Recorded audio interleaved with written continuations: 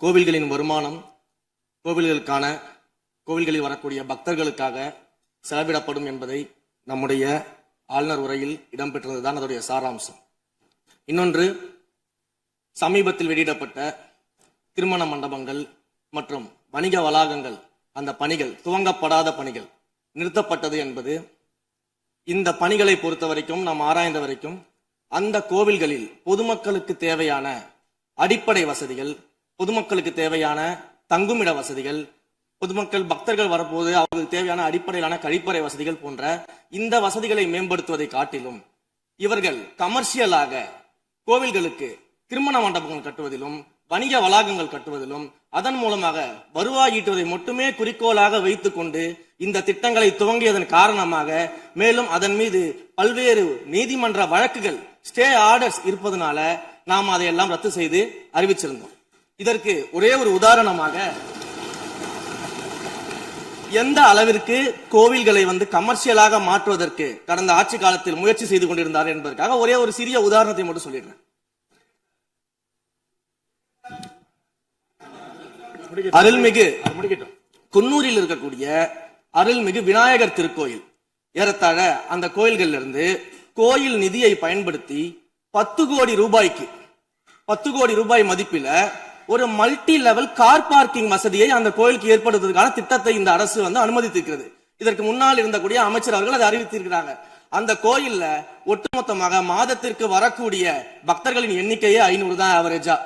அதே போல அந்த கோவில்களுக்கு அடிப்படையில கழிப்பறை வசதி கூட கிடையாது. இது மட்டும் இல்ல, குன்னூர் மற்றும் உதகையை சுற்றி இருக்கக்கூடிய அனைத்து பகுதிகளிலும் இருக்கக்கூடிய 50 கோவில்கள்ல பேசிக்கா இருக்கக்கூடிய டாய்லெட் ஃபெசிலிட்டிஸ் கூட அங்க இருக்கக்கூடிய கோயில்களுக்கு கிடையாது. அப்படிப்பட்ட இடங்கள்ல கோயில் நிதியை பயன்படுத்தி எதற்காக மல்டி லெவல் கார் பார்க்கிங் தேவைப்படுது?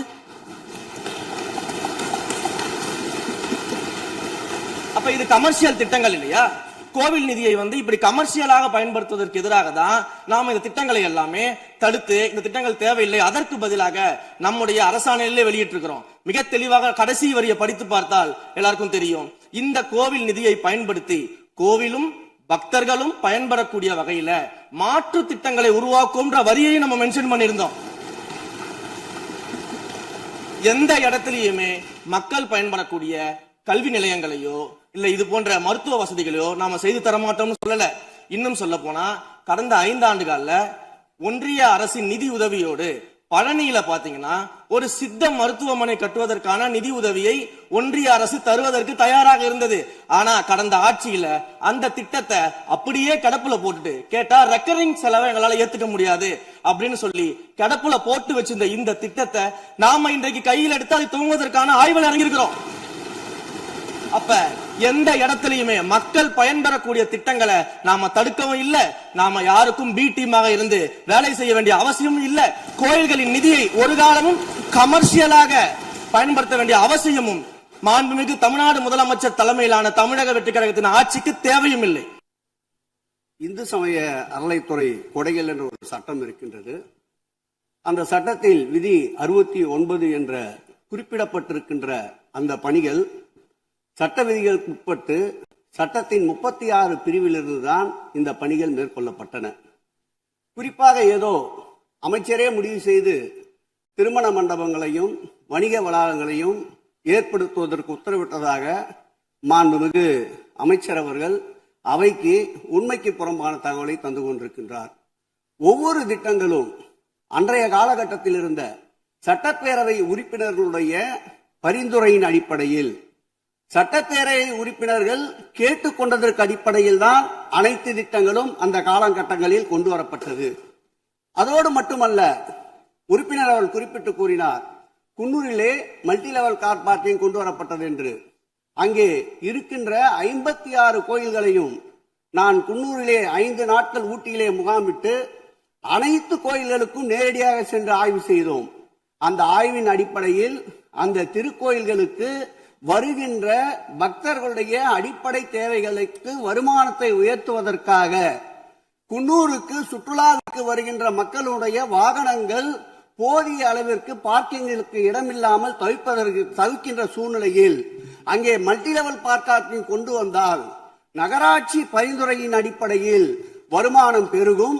அந்த வருமானம் திருக்கோயில்களுடைய மேம்படுத்துகின்ற பணிகளுக்கு உதவும் என்பதற்காகத்தான் அந்த பணிகளை மேற்கொண்டோம் என்பதை மாண்புமிகு அமைச்சர் அவர்களுக்கு இப்போது யார் அறிவுறுத்தி, ஒரு நிமிஷம், யார் அறிவுறுத்தி இந்த அரசாணையை வெளியிட்டிருக்கின்றாரோ அவர்தான் அப்பொழுது ஆணையாளராக இருந்தபோது இதே அறிவுறுத்தின் பேரில் அரசாணையை வெளியிட்டிருக்கிறார் என்பதை பேரவைத் தலைவருக்கு, பேரவைத் தலைவர் வாயிலாக அமைச்சருக்கு தெரிவித்துக் கொள்கிறேன். மேலும் அவர் கூறுவதற்கு எனக்கு பாயிண்ட் ஆஃப் ஆர்டர் பதில் கூறுவதற்கு அனுமதிக்க வேண்டும்.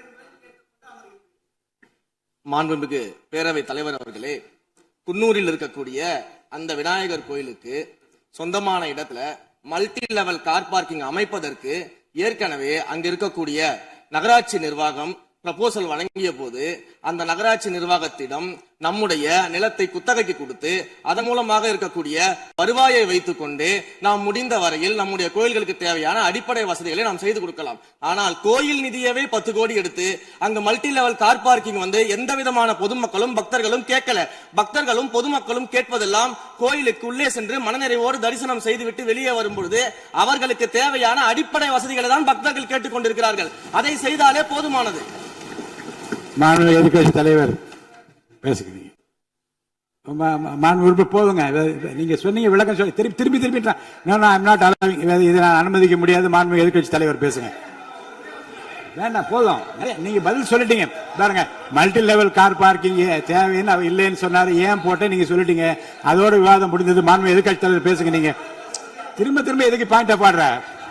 இனிமே எதிர்க்கட்சி தலைவர் பேசி முடிக்கிற வரைக்கும் குறுக்கீடுகள் அவசியம் இருந்தால் அனுமதிப்பேன், அனுமதிக்க முடியாது. எதிர்க்கட்சி தலைவர் பேசலாம். ஒரு குற்றச்சாட்டு இல்ல, அவர் விளக்கம் தான் சொன்னார். என்ன குற்றச்சாட்டு சொன்னாரு? அவர் விளக்கம் சொல்லிட்டாரு. மாண்பு எதிர்க்கட்சி தலைவர் நீங்க பேசலாம். இனி மாண்பு எதிர்க்கட்சி தலைவர் பேசி முடிக்கிற வரைக்கும் எந்த குறுக்கீடுகளுக்கும் நான் அனுமதிக்க முடியாது. அவசியம் ஏற்பட்டால் விதிகள் உட்பட்டு அனுமதிக்க வேண்டிய உரிமை எனக்கு இருக்கிறது. இப்போது மாண்பு எதிர்க்கட்சி தலைவர் பேசலாம்.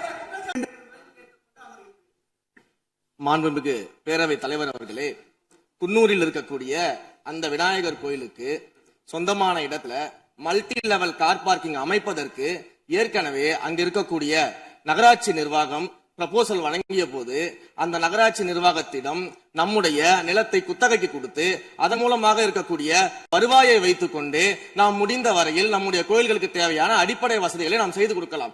ஆனால் கோயில் நிதியவே 10 கோடி எடுத்து அங்கு மல்டி லெவல் கார் பார்க்கிங் எந்த விதமான பொதுமக்களும் பக்தர்களும் கேட்கல.